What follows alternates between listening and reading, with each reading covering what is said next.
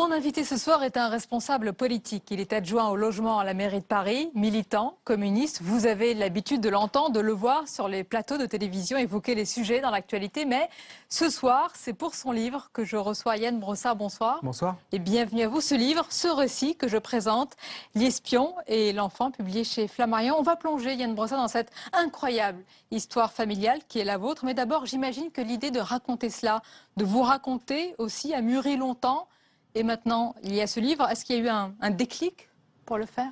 C'est vrai que j'ai voulu raconter cette histoire, à la fois l'histoire de mon grand-père et l'histoire du lien entre mon grand-père et moi, parce que lors d'un débat télévisé avec un adversaire politique de droite, il m'a ressorti cette histoire comme si c'était une espèce de stigmate ou quelque chose dont je devais avoir honte. Et je me suis dit que j'avais envie de raconter ma propre version de cette histoire et je ne voulais pas que d'autres la racontent à ma place. Et c'est ce qui m'a conduit à prendre la plume. Mais vous ne la vivez pas comme un talon d'Achille que certains responsables politiques pourraient vous opposer? Pas du tout. D'abord, c'est mon histoire et je parle de mon grand-père et quel que soit ce qu'il a fait, c'était mon grand-père et j'ai de l'amour pour lui. Et donc, je n'ai jamais considéré que c'était une honte. Et puis, par ailleurs, cette histoire commune avec mon grand-père m'a renforcé et m'a incontestablement formé au combat. Mais aujourd'hui utile pour faire de la politique. Oui, c'est d'abord une histoire d'amour familial, on va en parler. Alors cette histoire, on la découvre, c'est celle d'un grand-père, en quelques mots je vais le dire, immigrant juif polonais qui a espionné l'État hébreu pour le compte de l'URSS, de l'Union soviétique. Il œuvrait donc au service du KGB. Marcus Klingberg, que vous surnommez très affectueusement Saba, il a été condamné à 20 ans de prison, il en a fait 15 pour trahison, et les services israéliens ont mis un temps fou à le confondre. Alors, avant d'analyser, Yann Brossard, son rôle, ses motivations, est-ce qu'on peut dire vraiment que c'est un roman d'amour familial? Vous ne le jugez pas, ce grand-père? Non, c'est vrai que je n'ai pas envie ni de faire un éloge, ni de faire un blâme. Mon grand-père a été condamné lourdement à 20 ans de prison, et il en a effectivement fait 15, plus 5 ans d'assignation à résidence. Donc, mon objectif, ça n'était pas de le juger. Il a été jugé. C'était simplement de raconter cette histoire et de montrer à travers son parcours une forme de force de résistance qui le caractérisait, parce que c'est ça que j'ai aimé chez mon grand-père, c'est cette capacité à résister à toutes les épreuves. La Seconde Guerre mondiale, il était juif polonais, il a réussi à survivre, et puis cette longue période d'incarcération. Vous dites d'ailleurs loyal et fidèle à ces deux pays, incompatibles mais porteurs, chacun à sa façon, de son histoire et de celle de son peuple. Évidemment, il aurait été plus clair que Saba, votre grand-père, renie l'un au profit de l'autre, mais il fallait se rendre à l'évidence, il n'a pas su ou n'a pas voulu trancher, il a choisi les deux. C'est vrai, c'est toute la contradiction de mon grand-père, c'est l'énigme que je n'ai jamais vraiment réussi à résoudre. En tout cas, une chose est certaine, et ça je l'ai ressenti très fort, c'est que tout au long de sa vie, mon grand-père a ressenti une forme de dette à l'égard des soviétiques, parce que lui qui était juif polonais... Parce qu'il a rejoint l'URSS de Staline. C'est ça. Et en 1941, il s'engage comme volontaire dans l'armée rouge. C'est ça, et s'il était resté en Pologne, il serait mort comme ses parents. Et c'est parce qu'il a fui la Pologne, parce qu'il a rejoint l'Union soviétique, qu'il a pu à la fois survivre et puis combattre les nazis qui tuaient sa famille. Donc vous pensez que c'est peut-être ça le déclencheur de sa fidélité vis-à-vis de l'URSS? Ah, j'en suis profondément convaincu. À la fois parce que l'URSS lui a permis de combattre les nazis, mais aussi parce que lui qui était le fils d'une famille pauvre, eh bien, il a pu faire une carrière de médecin dans ce pays, l'Union soviétique, qui à l'époque lui a tendu la main. On va parler de sa carrière, mais vous dites, vous insistez sur le fait qu'il n'a pas fait ça pour de l'argent. Il n'a pas livré de secret contre de l'argent. Malgré tout, Yann Brossard, c'est un agent double. Un agent double, on sait ce que c'est. C'est quelqu'un forcément qui a trahi un camp pour un autre. Est-ce qu'on peut-être utiliser le mot traître pour vous? En tout cas, les Israéliens l'ont perçu comme cela. Et s'ils ne l'avaient pas perçu ainsi, ils n'en auraient pas... C'est l'une des plus grandes affaires d'espionnage. Voilà, c'est vrai, et il n'aurait pas été condamné à 20 ans de prison. Mais ce qui est paradoxal, c'est que lui qui était perçu comme un traître en Israël était à mes yeux quelqu'un de très fidèle et de très loyal. Mais c'est toute la contradiction du personnage et c'est ce qui fait aussi son intérêt. Mais vous allez vous battre pour lui, parce qu'avec votre maman, je crois que c'est à l'âge de 13 ans, vous allez vous rendre d'ailleurs assez régulièrement en Israël pour lui rendre visite, mais vous allez vous battre auprès de parlementaires de la Knesset, des ministres de la justice israélienne pour justement le faire libérer. Il y a eu deux périodes. Il y a eu une première période jusqu'en 93, jusqu'à l'âge de 13 ans, où je n'avais pas le droit de parler de cette affaire, puisqu'il était tenu au secret et que je devais même l'appeler sous un faux nom. Et puis en 93, les Israéliens ont permis que l'affaire soit sur la place publique. Et à partir de là, nous avons effectivement mené un combat pour le faire libérer. Et je me souviens notamment de ce moment où, alors que j'avais 13 ans, je discutais avec une ministre pour lui dire aidez-nous à faire libérer mon grand-père. Et à l'époque, d'ailleurs, elle nous a aidés.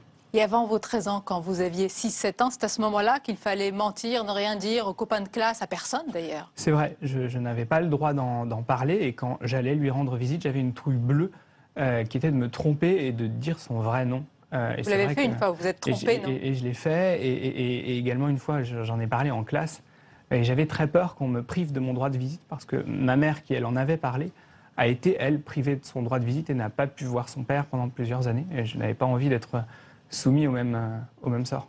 Est-ce que vous savez aujourd'hui quel type d'informations il a pu fournir à l'URSS? Parce que Marcus Klingsberg, il dirige en Israël, c'est quand même une carrière importante, un institut de recherche qui est important. C'est un médecin épidémiologiste, donc on fait tout de suite le rapport avec évidemment des armes bactériologiques. Est-ce qu'il y a pu y avoir ce genre d'échange? Ce que je sais en tout cas, c'est que mon grand-père a dirigé un institut qui fabriquait des armes chimiques et biologiques en Israël, des armes interdites. Cela dit, il n'est jamais entré dans le détail ou n'a jamais révélé le contenu de ce qu'il avait livré aux soviétiques, pas plus d'ailleurs que le contenu de ses recherches dans cet institut-là. Et j'avoue, à titre personnel, que moi je n'ai jamais cherché à en savoir plus. Lui n'a jamais livré ses secrets. Et non, à sa famille. Et lui n'a jamais voulu nous en parler. Je pense qu'il considérait que nous en parler, c'était d'une certaine manière nous mettre en danger. Et il ne souhaitait pas le faire.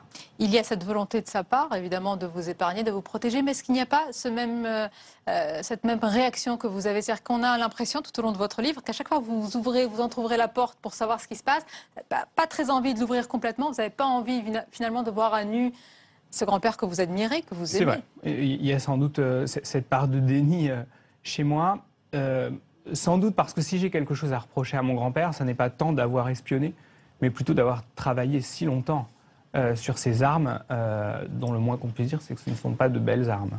Mais vous ne lui trouvez pas d'excuses, hein. Mais peut-être, dites-moi si c'est le cas, votre mère dit qu'il y a un contexte de guerre froide qui pourrait donc expliquer qu'il est basculé en faveur d'un camp plutôt que d'un autre. Vous pensez que le contexte, parce qu'il faut comprendre où on était à ce moment-là. Hein. Bien sûr, le contexte était très différent, il y avait deux camps, c'était la guerre froide. Moi, en tout cas, ce que je comprends et ce que j'admire chez mon grand-père, c'est à la fois cette fidélité à un pays qu'il a sauvé. Il n'a pas oublié ceux qui lui ont tendu la main. Et puis aussi cette capacité à résister à tout et à ne jamais lâcher. Quand il est entré en prison, il était déjà âgé. Personne ne pensait qu'il sortirait vivant. Moi, mon rêve à l'époque, c'était de voir mon grand-père libre. Et finalement, il a tenu bon. Mais vous l'avez vu libre. Il est ressorti, je l'ai vu libre. Il est revenu à Paris. Je l'ai vu libre, effectivement.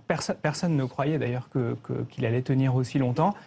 Et effectivement, il a fini par s'installer à Paris. Mais comment réagit après l'homme que vous êtes devenu? Parce que le petit garçon de 6 ans allait le voir en croyant qu'il était à l'hôpital. On ne vous a jamais dit qu'il était dans une prison. Après, j'imagine avec l'âge, vous avez compris. Quand il revient, ce grand-père à Paris, comment vous l'accueillez, vous?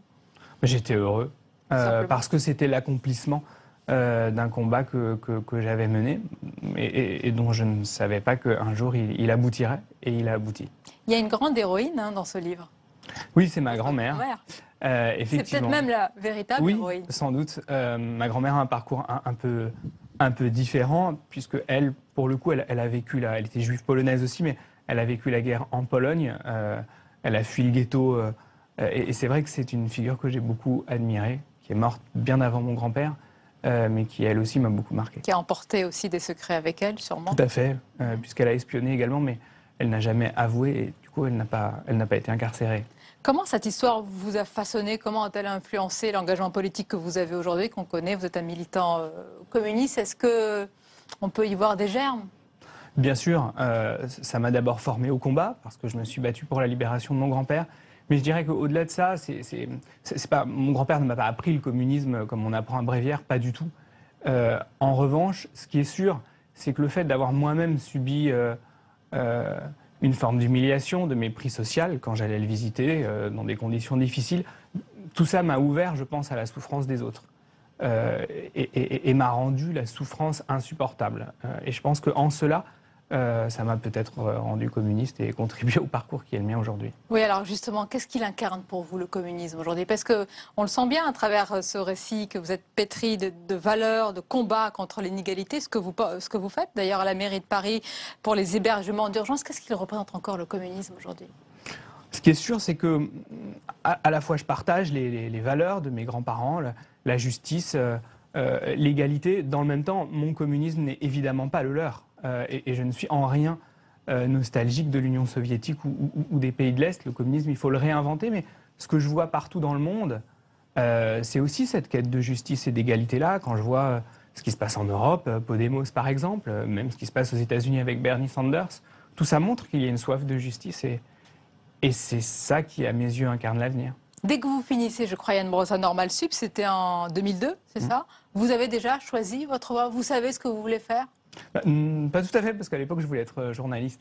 Parce que les téléspectateurs ne connaissent pas tout votre parcours. C'était ça, au départ, c'était le journalisme. Au départ, je voulais être journaliste. Et puis, j'étais élève à Normal Sup. J'ai essayé de faire un peu de recherche et ça ne m'a pas plu plus que ça.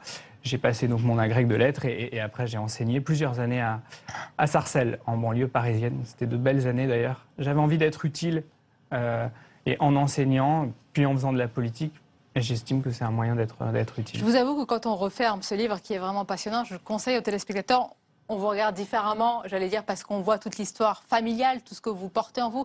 C'est vraiment une histoire qui n'est pas anecdotique, c'est l'une des plus grandes affaires d'espionnage en Israël. Comment vous la portez aujourd'hui? Comment vous la racontez à vos proches qui n'ont pas connu cela et qui font partie de votre vie à présent? Est-ce que vous en parlez facilement? Est-ce que ce n'est pas une fierté, on imagine, mais ça reste... J'ai fini par en parler plus facilement et par accepter cette histoire. Mais je n'ai jamais eu honte de mon grand-père et je pense que cette histoire m'a formé, évidemment.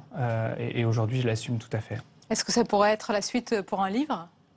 On verra. Pour un film, plutôt. Pour un film, oui. Pourquoi pas. En tout cas, ce serait peut-être une bonne idée. Ouais. Dernière question, le grand-père, il est toujours... Mon grand-père est décédé le 30 novembre dernier. Alors que j'avais déjà commencé à écrire le livre. Mais c'est peut-être ça, le déclic, justement, pour écrire ce livre? Peut-être. En tout cas, je pense qu'il aurait été heureux de ce livre, qui est aussi un hommage que je lui rends. Si vous deviez le définir au-delà de l'agent double, au-delà de l'espion, qu'est-ce que vous diriez plus personnellement de lui? Un résistant. Et je pense que c'est le qualificatif qui lui correspond le mieux. Pardonnez-moi, on va conclure, mais c'est peut-être cela le plus troublant. Un résistant, c'est-à-dire, pour vous, quelle cause a-t-il, contre quoi s'est-il battu? L'antifascisme, le combat contre les nazis et contre toutes les formes d'injustice. C'est sans doute ce qui le caractérise le plus. Merci Yann Brosse, c'est un plaisir de vous recevoir et de se plonger dans cette histoire que je présente, L'espion et l'enfant, chez Flammarion, mon grand-père, agent de Moscou, et aux téléspectateurs, lecteurs de faire leur opinion. Merci encore d'avoir été notre invité.